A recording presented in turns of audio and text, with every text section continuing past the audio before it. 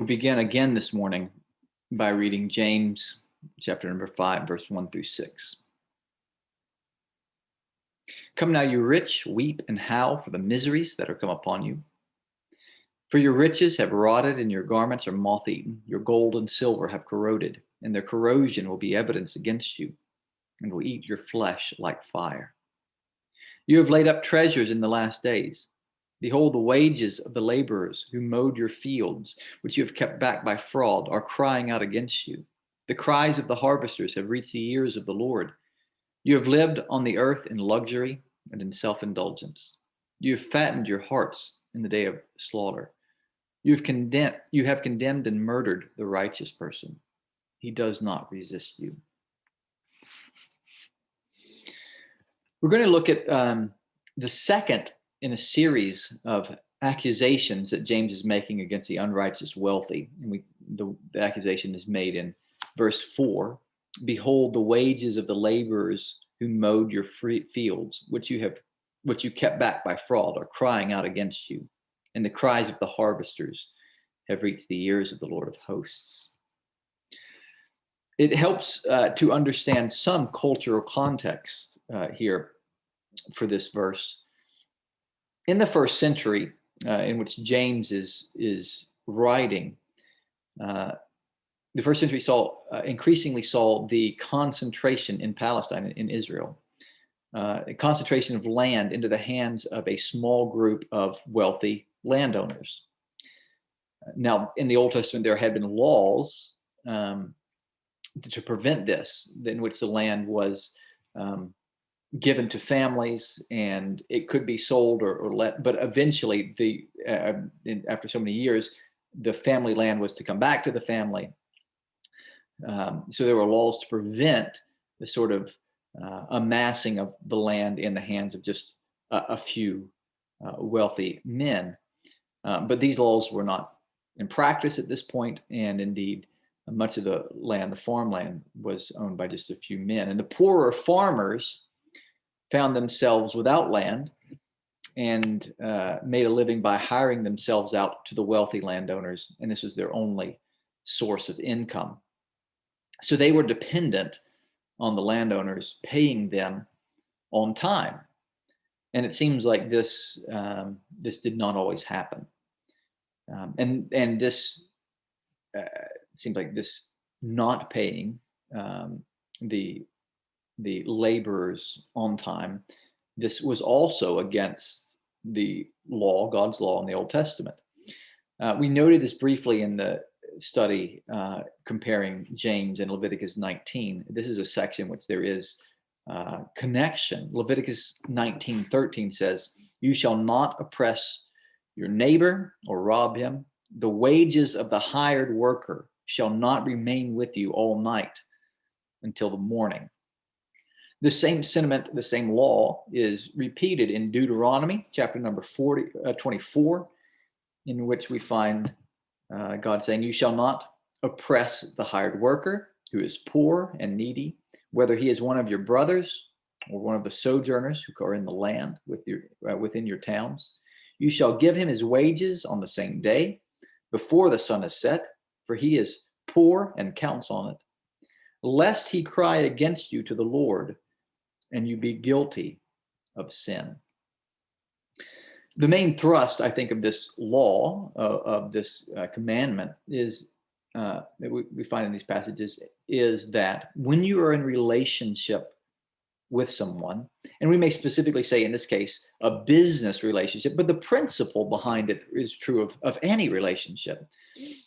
When you're in a relationship with someone, that person's needs outweigh your own personal comfort and your own personal, the importance of your own personal wealth.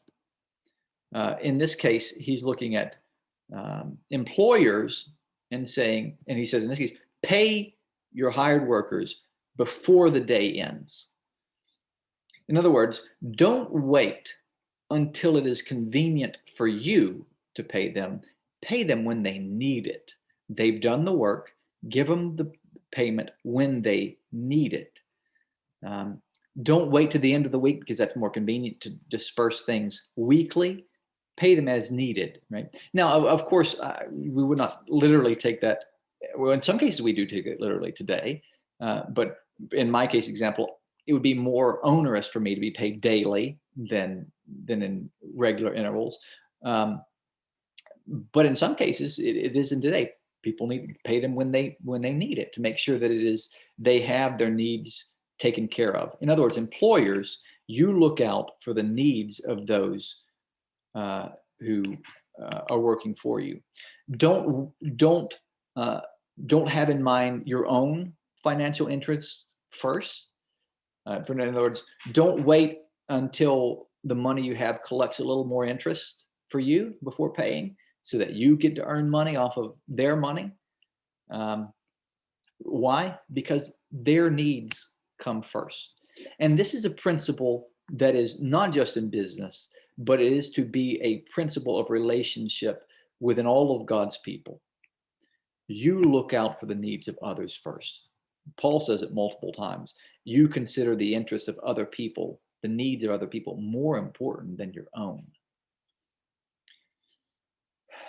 Anyone who's worked for most major corporations or has a boss who's concerned only for profit knows that in many cases the needs of employees are sacrificed at the altar of the bottom line. Of course, we may say, maybe someone may ask, but don't businesses exist to make money? I mean, isn't that what they're there for? To make a profit, to make money? Well, yes, in a secular, godless context, that's what businesses do.